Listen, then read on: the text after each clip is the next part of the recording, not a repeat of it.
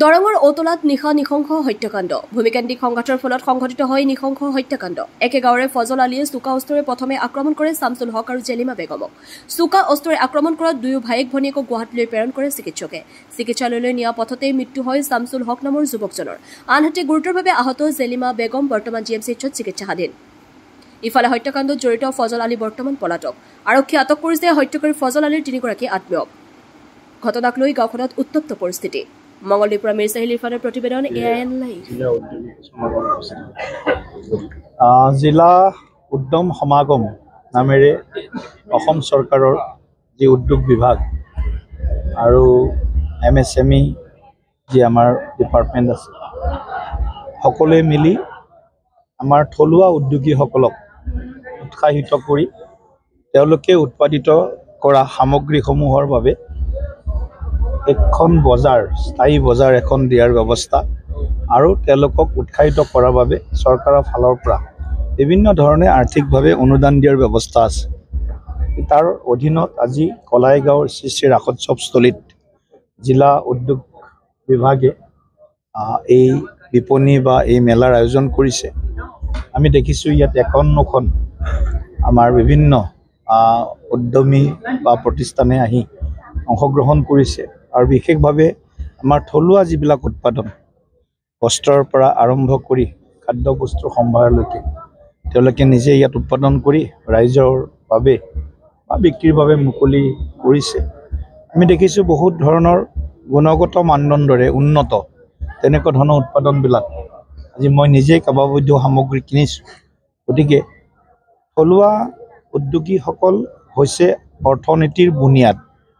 গতিকে আত্মনিৰ্ভৰতা অৰ্জন কৰিব লাগিলে থলুৱা শিল্প বা আমাৰ যিবিলাক সৰু সৰু কুটিৰ উদ্যোগৰ পৰা আৰম্ভ কৰি ক্ষুদ্ৰ মজলীয়া উদ্যোগ আছে সেইবিলাকক আমি আগবঢ়াই লৈ যাব লাগিব তাৰ কাৰণে চৰকাৰৰ ফালৰ পৰা এই ধৰণৰ প্লেটফৰ্ম এখন দিয়াৰ মঞ্চ এখন দিয়াৰ ব্যৱস্থা যেহেতু আৰম্ভ হৈছে গতিকে উদ্যোগীসকলৰ মুখতো উদ্যমীসকলৰ মুখতো হাঁহি দেখিবলৈ পাইছোঁ যে তেওঁলোকে উৎপাদন কৰা সামগ্ৰীসমূহ ৰাইজক মাজত বিক্ৰী কৰিব পাৰে আৰু তেওঁলোকে এটা ভাল ইয়াত মুনাফাও পায় লাভো পায়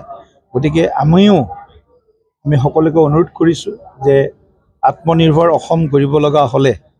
আমাৰ ইয়াৰ যিসকল ক্ষুদ্ৰ বা থলুৱা যিসকল উদ্যমী বা উদ্যোগী বা উৎপাদনকাৰী গোট সেইসকলক আমি উৎসাহিত কৰিব লাগিব সেইসকলে উৎপাদন কৰা সামগ্ৰী আমি কিনিব লাগিব অৰ্থাৎ স্বদেশী ব্যৱহাৰৰ ওপৰত আমি সকলোৱে আমাৰ যিটো ৰেম্প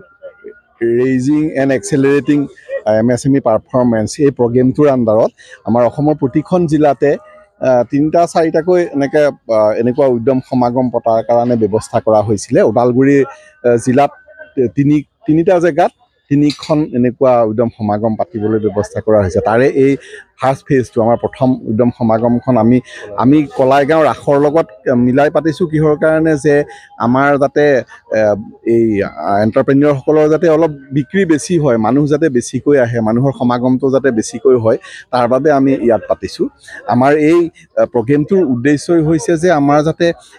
এই MSMEৰ যিখিনি আমাৰ সৰু সৰু উদ্যমীসকল আছে তেওঁলোকে তাৰমানে ইয়াত যেতিয়া জইন কৰিব তেওঁলোকে ইজনে সিজনক দেখি তেওঁলোকে বুজি পাব তেওঁলোকৰ নিজৰ কি আখোৱা আছে তেওঁলোকে মাৰ্কেটত কেনেকৈ সোমাব পাৰিব তেওঁলোকে কি ইম্প্ৰুভ কৰিব লাগিব এটা কম্পিটিটিভ মাইণ্ড এটা আহে গতিকে প্ৰথম উদ্দেশ্য সেইটো 2 নম্বৰ উদ্দেশ্য যে তেওঁলোকে ইয়াৰ যোগেদি মাৰ্কেটত সোমোৱাৰ এটা বাট দেখিব এইটো আচলতে প্ৰথম ষ্টেপ মাৰ্কেটলৈ আগবাঢ়ি যোৱাৰ যে ইয়াতে তেওঁলোকে মাৰ্কেটৰ লিংক পাব ইয়াত যে অকল কাষ্টমাৰে যে বস্তু কিনিব সেইটো নহয় হয়তো বিজনেছ টু বিজনেছ লিংক হৈ যাব পাৰে যে হয়তো কোনোবা